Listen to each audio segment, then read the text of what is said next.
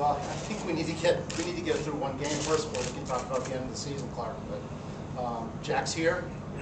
He is the interim manager. When we get into the permanent manager search, there's obviously a whole process there.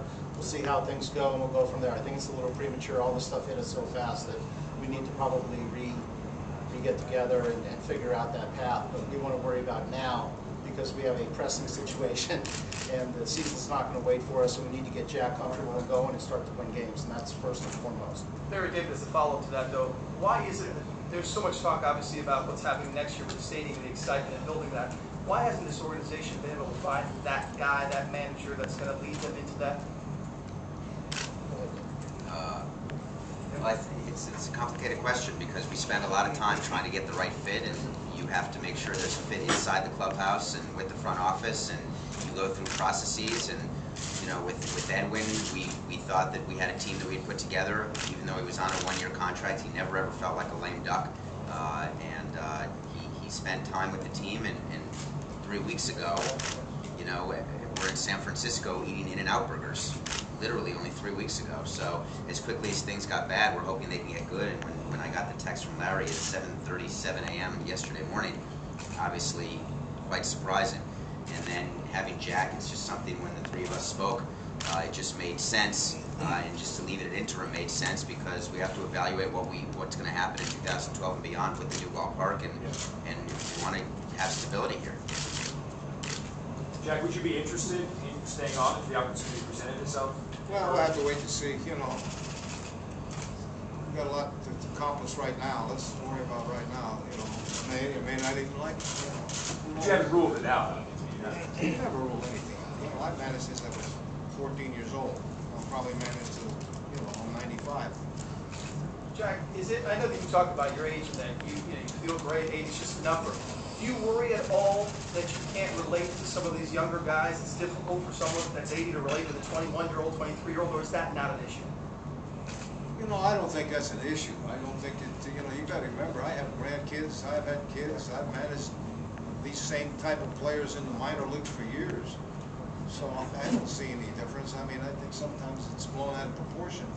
You know, generation, yeah, maybe I'm not hip with the Twitter or Facebook or something like that, you know, but outside of that, you know, I don't have any problem with disciplining my kids or disciplining these players.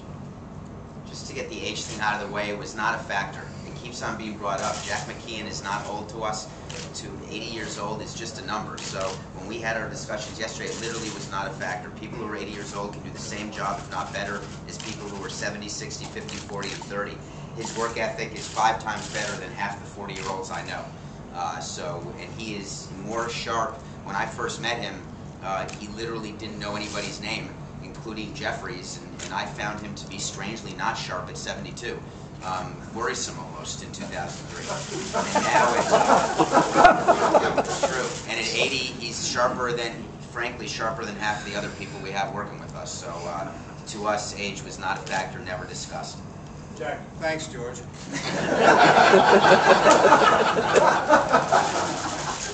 Jack, is there something to be said because of your experience that you're not afraid to tell a player exactly what's on your mind and not be worried about the way they react or hurting people's feelings or stuff like that, where a more unexperienced manager might be afraid to ruffle some feathers? Well, I've been through that before. You know, I could remember managing my first year in the big leagues and wanting the players to like me and letting other things get out of hand because of the veteran players, because I felt like I wanted them on my side. And I found out a couple of years later they'll get you fired. I believe in being fair with the players, but also be upfront with them and let them know if they're not performing. I want to let them know about it. That's my job. And basically, when I look at it, I say, hey, I'm going to do it my way. And if you don't like it, too bad. Because really, when you sit down to the guys, I don't need this job. But I love it. And I love the people I'm working for. And I've decided to come down here and give it my best shot to see if I can't bring this club back to respectability. And that's what we aim to do. And we're going to do it. Any staff changes further to your liking, or is that something you'll evaluate, or is this your staff the rest of the year? I wouldn't do it for the rest of the year and find out, you know, if I continue to like it, we can win another World Series, why not, you know.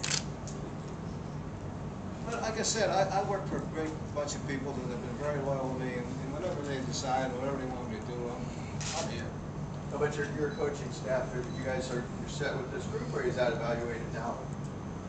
Well, the coaching staff is, you know, it's new to me. I know most of those guys from their minor league days, and Perry was there when I was, you know, here before.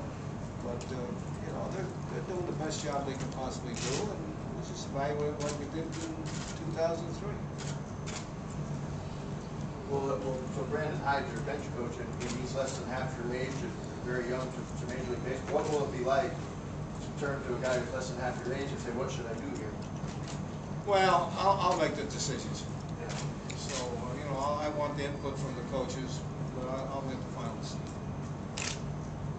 Jack, were you at a youth tournament or something yesterday? Did you go to a tournament or something yesterday? Did you go to like a tournament or so yesterday? Were you, Yeah, I was with my granddaughter yesterday playing in a softball tournament. She's a pretty good softball player, Presley, and she's only just going into the 9th grade, but she's one of the top young softball pitchers in North Carolina. So that's where you kind of got contacted about that time when you were in the afternoon doing that? So when they contacted you? Yeah. Anything else for Jack? We just have to get him back. He's going to meet with the team at 3:30. Did you get a raise out of this, Jack? Same deal. Sorry. You know, Cigars. I had to get some cigars. All you can eat, all he wants. I could eat. I had a good nap in a good kitchen, a good meal. Thanks, guys. I enjoyed seeing you all again, and we've had a great relationship in the past, and I hope it continues this year, and I hope we can all celebrate in October. Thank you. You will be available.